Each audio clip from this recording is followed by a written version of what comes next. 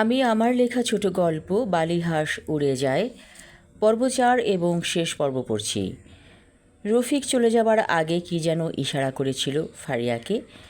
হ্যাঁ, ড্রয়িং রুমে রাখা টিস্যু পেপারের বক্সের দিকে। কি রেখেছে রফিক সেখানে? দৌড়ে চলে এলো ফারিয়া ড্রয়িং রুমে। বাক্সের ভেতরে হাত দিয়ে একটা ছোট চিরকুট পেল। সেখানে লেখা আছে, কাল সকাল 10টায় ওই শাড়ির দোকানে এসো, যেখানে প্রথম আমাদের দেখা হয়েছিল। ফারিয়া ভাবছে দেখা ওকে করতেই হবে। কেন রফিক ওকে ধোঁকা দিয়েছিল সেটা জানতেই হবে। পরদিন সকালবেলা বাসা থেকে বের হলো ফারিয়া। মার্কেট বাসার একদম কাছেই। রফিক আগেই সেখানে পৌঁছে গিয়েছে। রফিক বলল, চলো গাড়িতে উঠে বসো। গাড়ি চলছে। আজ ঢাকা শহর যেন যানজট মুক্ত। রফিক নিজেই ড্রাইভ করছে। তোমার জীবন থেকে কেন পালিয়ে গিয়েছিলাম জানতে চাও? বলে রফিক। ফারিয়া বলল, অবশ্যই শুনতে চাই। এত বড় ধোঁকা কেন তুমি দিয়েছিলে আমাকে? রফিক বলল, শোনো, আমার শরীর খুব খারাপ লাগতো তখন। একদিন ডাক্তার দেখালাম। ডাক্তার বলল আমার ব্লাড ক্যান্সার হয়েছে। তাই চলে গিয়েছিলাম দূরে। ফারিয়া বলল, সত্যি তোমার এত বড় রোগ ধরা পড়েছিল? ঠিক তাই।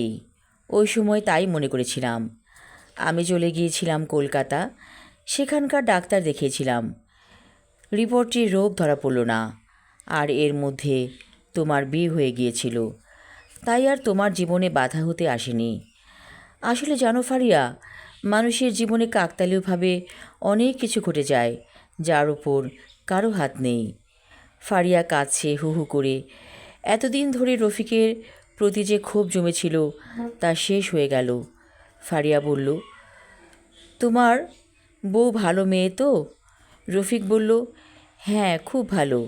ফারিয়া বলল, জাফরও স্বামী হিসেবে অনেক ভালো। রফিক বলল, চলো বাড়ি ফেরা যাক। ফারিয়া বলল, বালিহাঁসের সাথে উঠতে ইচ্ছে করছে। যাবে লঞ্চে করে? রফিক বলল, ফারিয়া, এখন আমাদের দুজনের জীবনের পথ আলাদা হয়ে গিয়েছে। পুরনো স্মৃতি মনে রেখে লাভ নেই। এতে আরও দুঃখ বাড়বে। নইলে নতুন করে আরও বড় রকমের ক্ষতি হয়ে যেতে পারে।